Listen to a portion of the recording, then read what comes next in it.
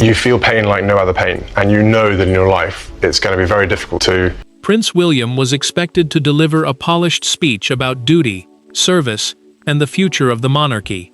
Instead, he lowered his prepared notes, looked directly toward Catherine, and spoke words no one inside the palace had been warned were coming. His voice tightened as he declared that she had sacrificed her health, privacy, and personal peace to protect both their family and the crown. Before we go deeper into what this really means for the royal family, make sure to subscribe so you don't miss a single update. The reception at St. James's Palace had been designed to feel safe. Senior royals, courtiers, and representatives of the Royal Foundation had gathered to celebrate years of public service. The Royal Foundation, the charitable organization supporting the family's public work, had approved every line of William's address. Charles expected ceremony. Camilla expected restraint. Anne and Sophie expected gratitude. Catherine expected nothing more dangerous than a familiar speech. William changed everything when his fingers tightened around the pages. His hand trembled before he folded the approved remarks and placed them on the lectern. Then he said, "She sacrificed everything so the rest of us could keep standing." Charles became motionless. Camilla's expression hardened.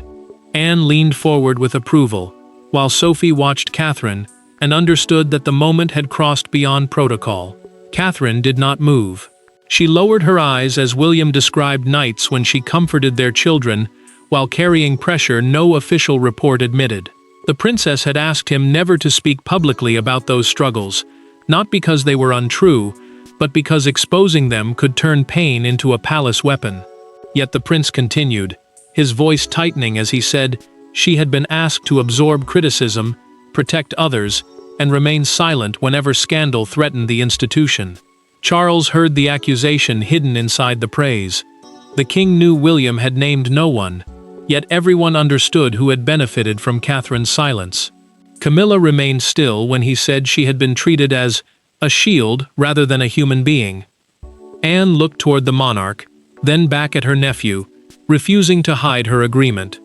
Sophie reached for Catherine's hand, and the future queen finally looked up, tears held behind composure beginning to break. Applause started unevenly. Some courtiers rose at once, while others waited for Charles. Before William finished, a senior private secretary slipped through a side door carrying the abandoned speech toward a closed office, where an urgent discussion had already begun. The speech had lasted only minutes, but to understand why William's words struck the palace like an accusation, the people behind those carefully controlled expressions had to be understood first. For years, Catherine had mastered the most demanding performance inside royal life. Appearing calm when everything around her was breaking, she smiled through scrutiny, protected her children from whispers, and entered rooms where every gesture was measured before she made it. But William's speech exposed what the palace portrait had concealed: the private cost of becoming the dependable woman everyone leaned upon, but few defended. That cost had grown quietly because Catherine's role demanded more than public appearances.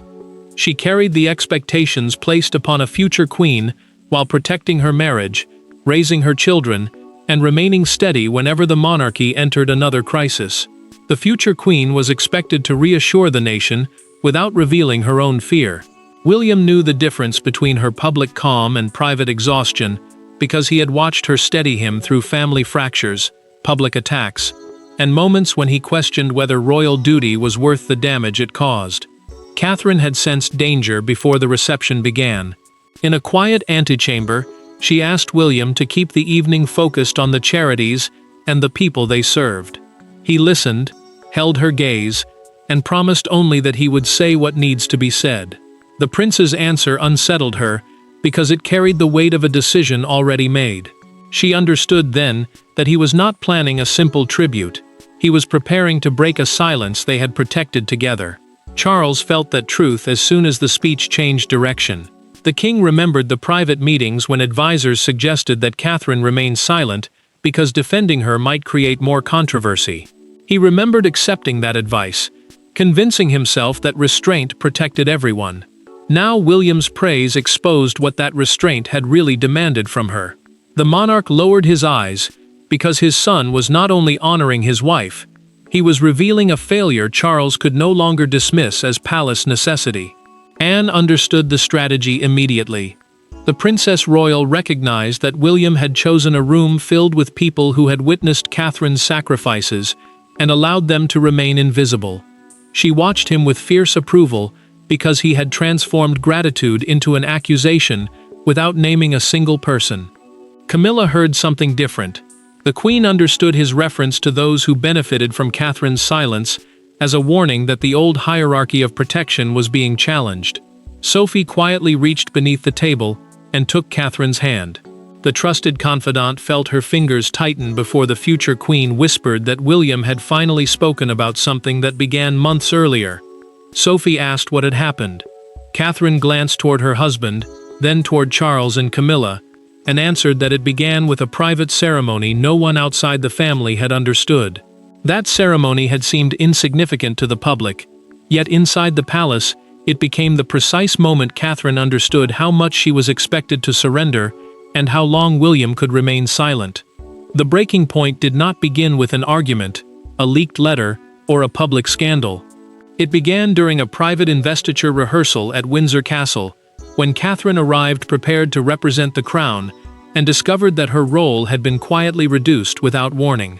What followed lasted less than 10 minutes, but William would later remember it as the moment his wife stopped believing sacrifice would ever be enough. 3 months before the reception at St. James's Palace, Catherine entered Windsor, believing she was preparing to launch a service initiative she had helped shape from its earliest stages. She had spent months meeting families, studying their needs, reviewing plans, and carefully preparing the words that would introduce the project. Yet a courtier approached her before the rehearsal and explained that her speaking role had been removed. Camilla's office would now lead the presentation. The decision, he said, was necessary to preserve senior unity, a polished palace phrase, meaning that the most senior households had to appear publicly aligned, even when the work had come from someone else. Catherine felt the humiliation immediately, but she refused to turn it into conflict. She opened her folder, removed the prepared speech, and placed the pages on an empty chair. Then she agreed to stand behind the senior royals during the ceremony and watch another office receive recognition for work her team had carried for months. Camilla remained composed as the revised order was explained, yet the Queen understood that the change had not been harmless. Catherine's silence protected her from embarrassment, but that protection came at a painful cost. William found his wife alone in a private corridor after the rehearsal. She still held the unused note cards, though her fingers had bent their edges. The prince asked what had happened, and she insisted that everything was fine. Then her voice broke. The work mattered more than being seen, she said, trying to make surrender sound like strength. William heard what she could not admit, that once again, she had been asked to disappear so the institution could remain comfortable. The betrayal deepened when he learned she had refused to release messages, proving that her office had created the initiative. Catherine feared that defending herself would embarrass Charles and provoke an open dispute with Camilla. The king never knew how much evidence she had buried to protect him. The Queen never publicly acknowledged what had been transferred. William knew only that his wife had shielded them both. That night at Adelaide Cottage, he placed the discarded cards inside his desk, instead of destroying them. Months later, hours before the reception, William retrieved them and read Catherine's crossed-out words. The silence became unbearable. He folded the approved address, carried both speeches with him, and made his decision. William had carried that silence for months, but once he stepped away from the approved script, the confrontation everyone had avoided could no longer remain hidden behind ceremony. The applause had barely ended when the palace machinery moved to contain the damage. William was led into a private drawing room where King Charles waited beside a darkened fireplace, the abandoned speech resting on a table between them. Catherine entered moments later, followed by Camilla. No cameras were present, no aides remained, and for the first time, the family confronted what William had truly accused them of doing. Charles did not raise his voice at first. He asked why William had discarded an approved address during an event attended by senior officials and Royal Foundation representatives whose support helped sustain the monarchy's public work. The prince answered without hesitation. The approved remarks had praised Catherine's service while avoiding the pain that made that service possible.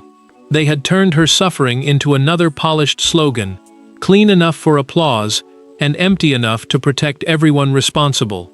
The king's restraint broke.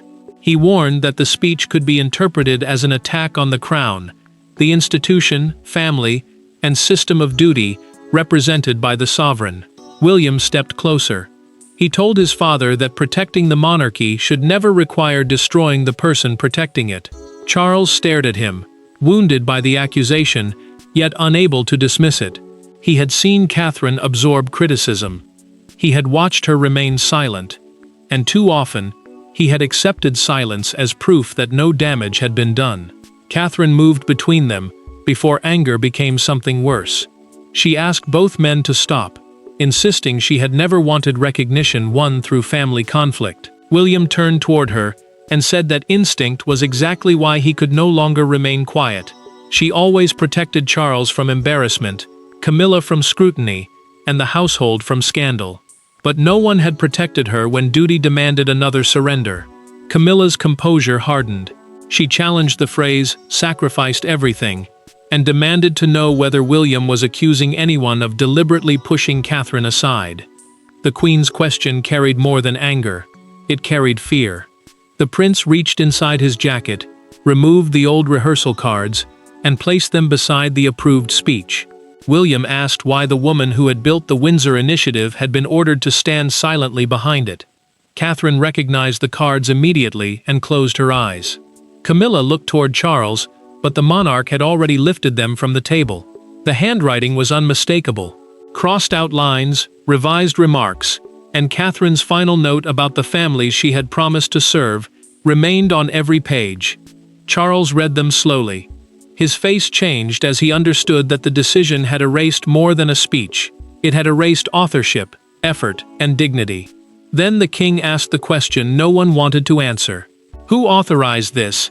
Camilla glanced toward the closed door. William saw it. Catherine saw it too. The argument had exposed the wound, but the answer to Charles's question would reveal that Catherine's humiliation had not been an accident, it had been a decision protected by palace authority. Royal power rarely announces itself with raised voices.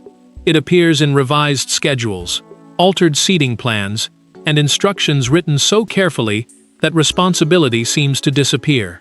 Yet inside the king's private office, one page carried a name. When Charles saw the authorization that had reduced Catherine's role at Windsor, his anger gave way to something more dangerous, the realization that his household had acted in his name without showing him the human cost. Charles ordered his private secretary to retrieve the entire Windsor planning file. William, Catherine, Camilla, and Anne were placed in separate rooms while the king gave one strict instruction. Nothing connected to the decision was to leave the palace. The file contained schedules, approval notes, internal messages, and the chain of authority, the record showing who requested a change, who approved it, and whose power made it official. Charles searched each page until he found the line that explained everything. Camilla's household had requested that Catherine's speaking role be transferred in order to protect ceremonial precedence, the formal order deciding which royal figure takes priority at an official event. The request then passed through the king's administrative office and was approved under his authority. Charles read the authorization twice. He removed his glasses and placed them beside the file. He had not personally ordered the change, but his name had given it force. That truth left him with nowhere to hide. Anne entered without waiting to be invited. The Princess Royal found her brother staring at the page and understood his silence immediately. She told him that when a sovereign fails to question those acting in his name, silence can become permission in the hands of ambitious courtiers. Charles did not challenge her. He knew she was right, and that knowledge cut deeper than William's anger. The next document revealed the motive. Camilla's office had warned that Catherine's growing public role might create confusion over the monarchy's central female figure. This was not about scheduling. It was fear of comparison, dressed in the language of order. The Queen had wanted the hierarchy protected, even if protecting it meant reducing someone whose work had become impossible to ignore. Then Charles found the final betrayal. Catherine had learned the real reason months earlier through documented correspondence between both households. Yet she instructed her staff not to challenge it because a public dispute could weaken the king during a vulnerable period. Once again, she had protected Charles. Once again, her silence had protected Camilla too. The monarch closed the file and made his decision. The Windsor initiative would be restored to Catherine in full, along with public recognition of her office's work. But the correction would threaten careers, loyalties, and influence built behind closed doors. The king could reverse a decision with a signature, but he could not erase what the document revealed, and those who had benefited from Catherine's silence were about to feel the consequences. By the following morning, the emotional speech had become an institutional crisis. Meetings were cancelled, statements were rewritten, and telephones rang behind doors that rarely opened before noon. Yet the most powerful consequence was not public.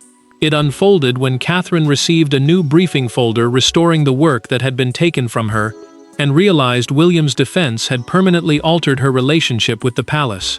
Charles moved quickly because delay now looked like guilt. He restored Catherine as principal patron and lead speaker for the Windsor Service Initiative, returning her name to the program exactly where it had first appeared. A principal patron is the senior royal publicly responsible for supporting and representing a cause, which meant the correction restored more than a speech. It returned ownership of months of work that had been quietly taken from her. The king also removed the official who processed the original change from ceremonial planning. From that moment forward, any alteration involving William or Catherine required written approval from both father and son. The new safeguard was meant to prevent another hidden decision, yet its existence proved how deeply trust had already failed. Catherine opened the restored program alone in her sitting room. She read her name, closed the folder, and felt no triumph. When Sophie joined her, the princess admitted that vindication could not restore the confidence she lost when no one questioned her removal. The trusted confidant listened as she explained that the deepest wound was not being pushed aside. It was discovering how easily everyone accepted it. Camilla felt the consequences elsewhere. At Clarence's house, she received formal notice that her office would no longer control joint female patronage announcements. These announcements decide how shared royal causes are presented and which household receives public leadership. The Queen dismissed her aides, removed the Windsor ceremony from her calendar, and sat in silence. She understood that influence once exercised quietly would now be watched. William's words continued spreading through the institution. A recording created for the palace archive circulated among senior staff, and the line about Catherine being treated as a shield became a private rallying cry among younger employees. They repeated it carefully, almost as a warning against the old habit of protecting rank at the expense of people. Charles refused to issue a denial. Instead, he ordered a formal acknowledgement of Catherine's contribution, including projects previously credited only to wider royal teams. It was unprecedented, but even that could not settle the deeper conflict. When William returned home expecting relief, Catherine faced him without anger. She asked whether he had defended her because she needed saving, or because he could no longer live with his own silence. The palace had begun correcting the record, but the marriage at the center of the storm still faced a harder truth. William's speech had protected Catherine publicly, while exposing what they had never resolved privately. That evening, William and Catherine sat alone without secretaries, security briefings, or prepared language between them. The restored program remained unopened on the table. For once, the crisis was not about the monarchy's image. It was about a husband who had waited too long to speak, and a wife who had become so skilled at enduring pain that even his defense felt frightening. At Adelaide Cottage, after George, Charlotte, and Louis had gone to sleep, William switched off his phone and placed it beyond reach. He sat opposite Catherine at the kitchen table, where they had made some of their hardest family decisions. No palace official could soften what needed to be said. No formal statement could protect either of them from the truth.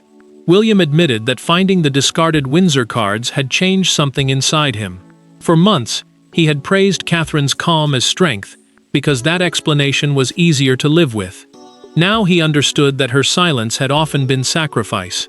She had not remained composed because nothing hurt her. She had done it because everyone around her depended upon her refusing to break. Catherine listened, but relief did not come. She told him that his speech had made her feel exposed, before people who already knew too much about their private strain.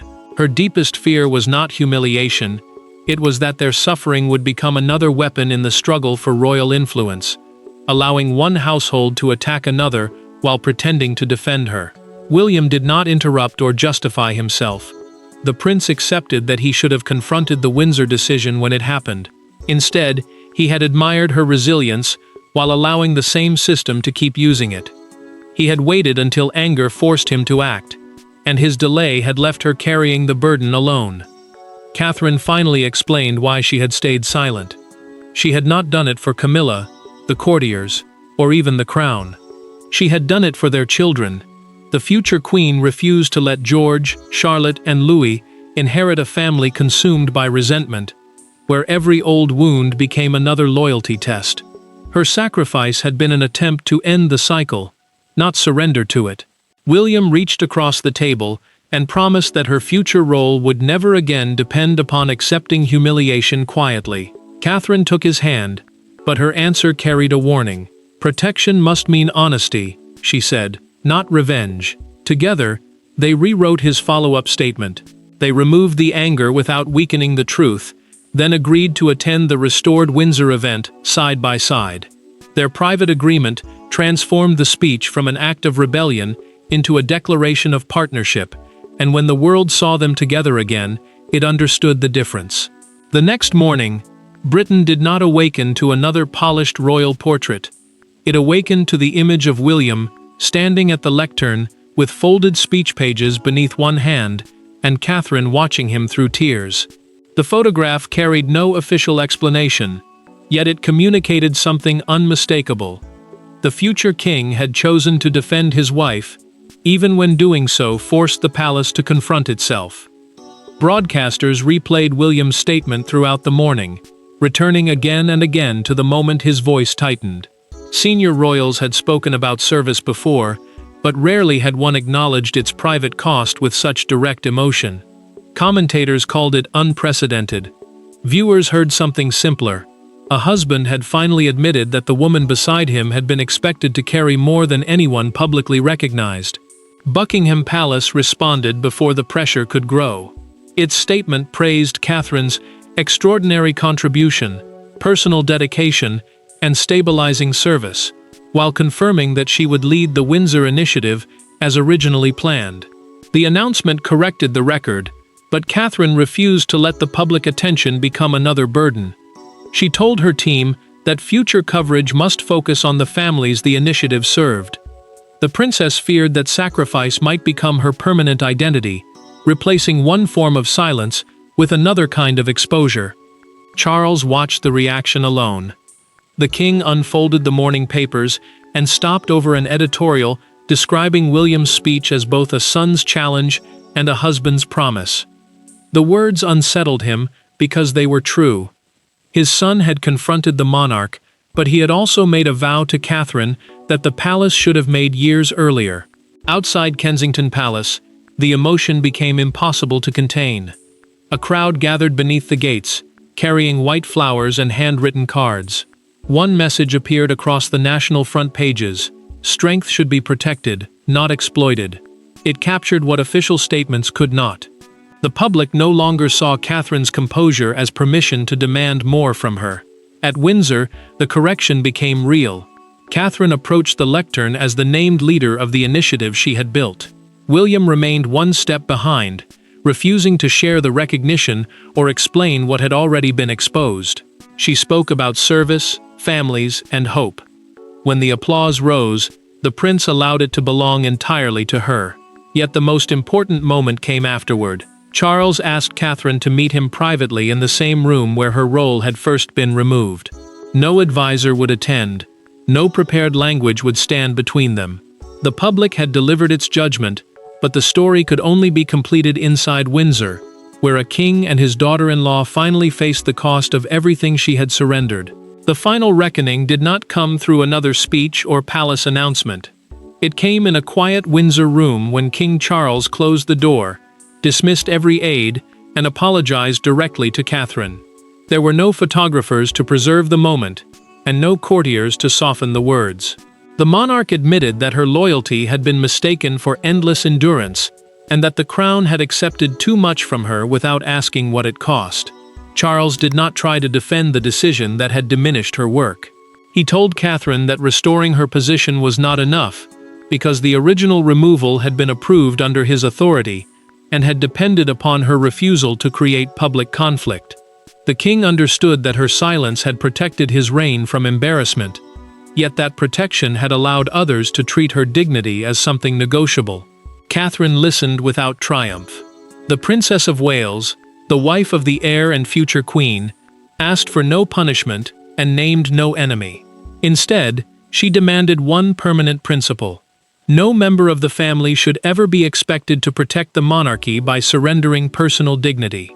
Charles lowered his head because the request exposed how often the institution had confused obedience with loyalty. The monarch admitted that royal life had always rewarded silence, because silence looked orderly. Catherine answered that hidden wounds never remain hidden forever. They become distance, bitterness, and eventually public fractures, no matter how carefully ceremony conceals them. Her words were calm, but they carried the force of every moment when she had chosen peace, while others mistook that choice for weakness. William waited outside when the meeting ended. Charles approached his son and placed a hand on his shoulder. The king admitted that the speech had wounded him deeply, but the truth inside it had prevented a greater failure. The prince did not apologize for speaking. He simply told his father that Catherine should never have needed defending in the first place. Charles then approved a new family protocol, a written rule requiring open consultation before major duties, patronages, or ceremonial roles could be reassigned. A patronage is an official royal connection to a charity or cause, and the reform ensured that private rivalry could no longer hide behind administrative language. Catherine later told William that her sacrifices had not been meaningless because they had protected George, Charlotte, and Louis. But she made one promise clear: quiet suffering would never become the inheritance of their children. William's speech had done more than honor his wife. It ended the assumption that her strength justified endless silence. Charles accepted responsibility. Catherine reclaimed her voice without revenge, and the future king proved that the monarchy's next chapter would be built on partnership rather than pain. There was nowhere else for the story to go. Catherine had been seen, William had spoken, Charles had listened, and the monarchy emerged changed by the truth it could no longer ask her to carry alone. Thanks for watching. Please don't forget to like and subscribe, and we will see you in next one.